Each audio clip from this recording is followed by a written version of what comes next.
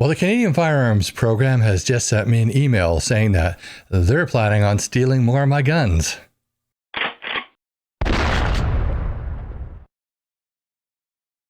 Welcome to my channel, y'all. I hope you're having a great day. Well, last week on March the 13th, I received an email from the Canadian Firearms Program. And that email stated that I had until March the 1st, 2026 to turn in more of my guns if they happen to be on the new list of firearms that are being prohibited.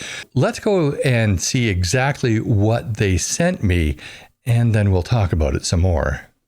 So this is the letter I received from the RCMP. It's dated March the 13th. So subject, March 7th, 2025, firearms prohibition. On March 7th, 2025, the Government of Canada amended the regulations prescribing certain firearms and other weapons, components, and parts of weapons, accessories, cartridge magazines, ammunition, and projectiles as prohibited or restricted, commonly referred to as the classification regulations. The amendments have the effect of reclassifying certain named firearms and their variants as prohibited.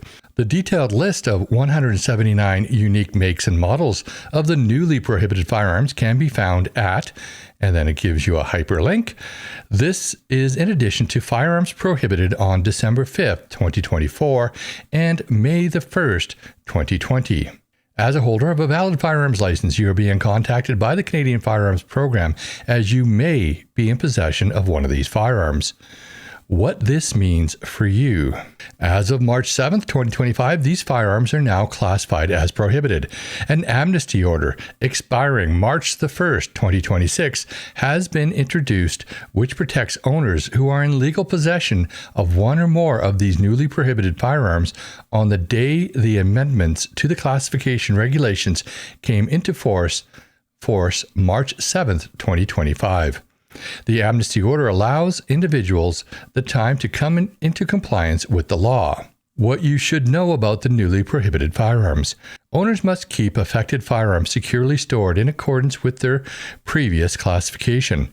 Affected firearms cannot be legally used, sold, or imported.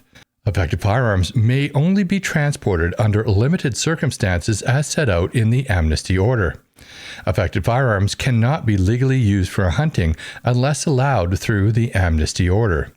Affected firearms cannot be used for sport shooting either at a range or elsewhere. The amnesty period allows for the continued use of previously non-restricted firearms in limited circumstances. Example, by Indigenous persons exercising Aboriginal or treaty rights to hunt, and by those who hunt or trap to sustain themselves or their family until the end of the amnesty period. What are your options? Securely store the affected firearms in accordance with their previous classification and wait for further information from the Government of Canada. Have your firearms deactivated by a licensed firearms business certified in deactivation and advised the register of firearms once completed. Legally export your firearms. So this email letter that they sent me seems to indicate that the amnesty period has been extended to March the 1st, 2026.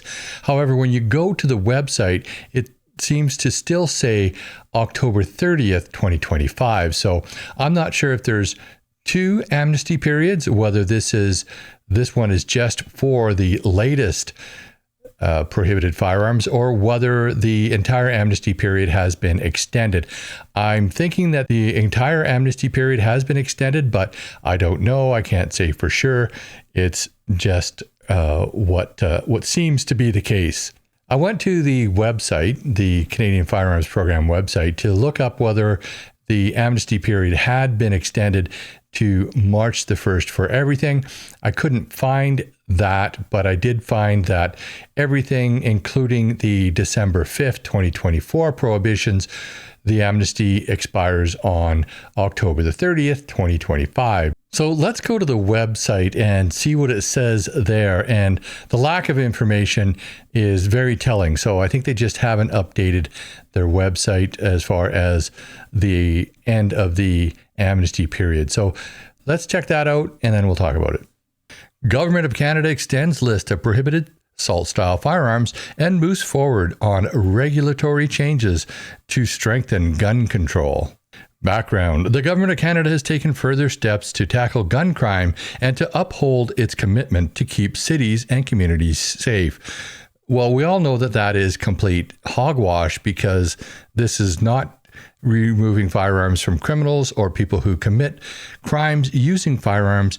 This is only removing firearms from people who lawfully and safely keep their firearms securely locked away when not using them, and then use them properly and safely when they are using them. So this is complete hogwash. Extended prohibition of assault-style firearms. As a part of its comprehensive approach, on December 5th, 2024, the government announced the prohibition of more military-style, assault-style firearms. Accompanying the prohibition is an amnesty order, which expires on October 30th, 2025. That protects businesses and owners while they come into compliance with the law. As I said earlier, I looked around.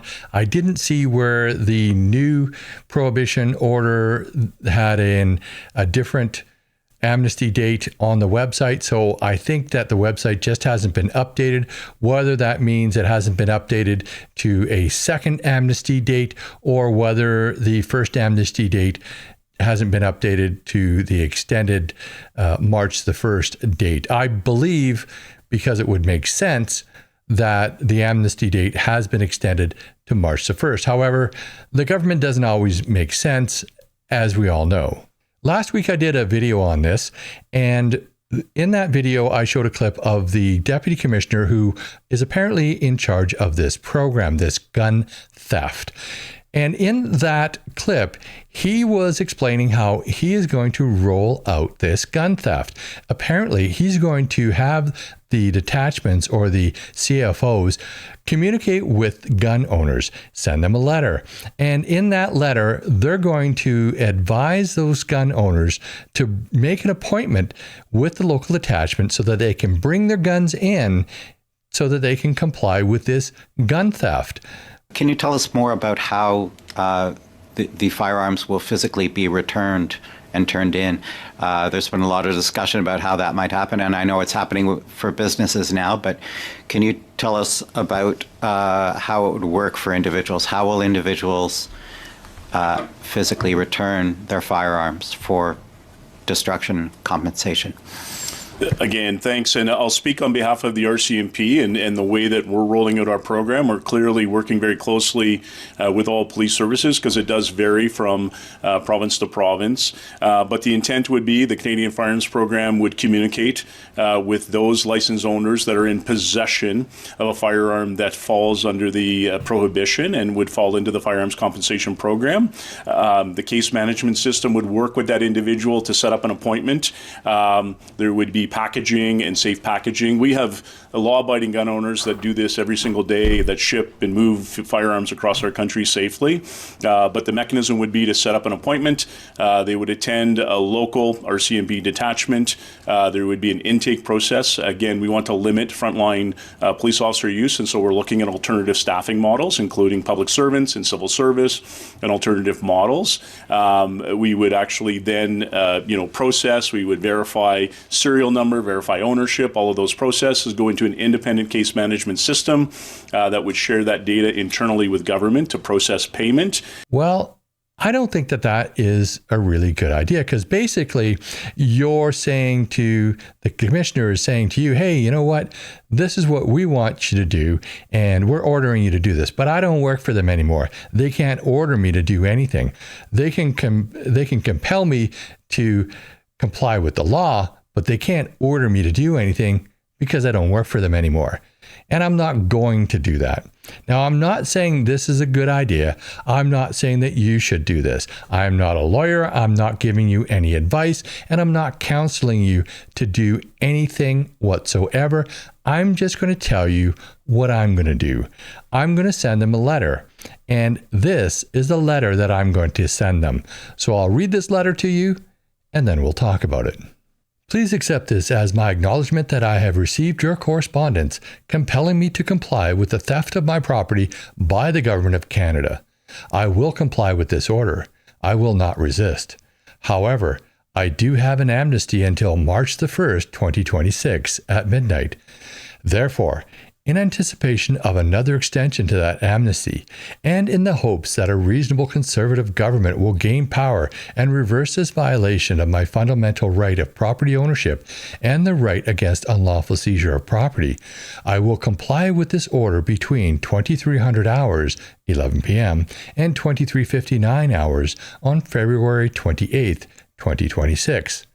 As I have no reasonable way to transport these firearms to the local detachment, please have a constable contact me and make arrangements to attend my residence at that time to collect the major components of the affected firearms, which I will prepare for collection.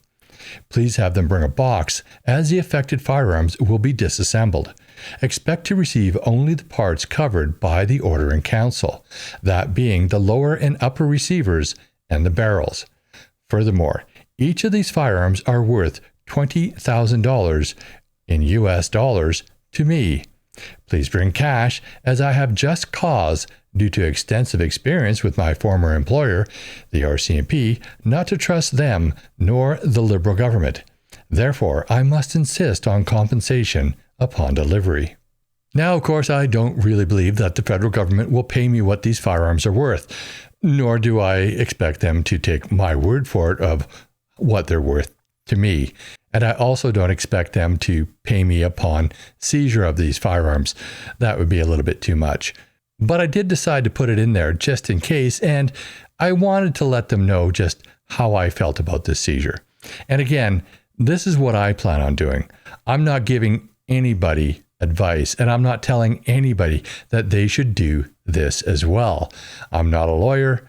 I can't advise you to do anything, and I would never counsel you to do anything that could be conceived to be illegal, which I don't believe this is.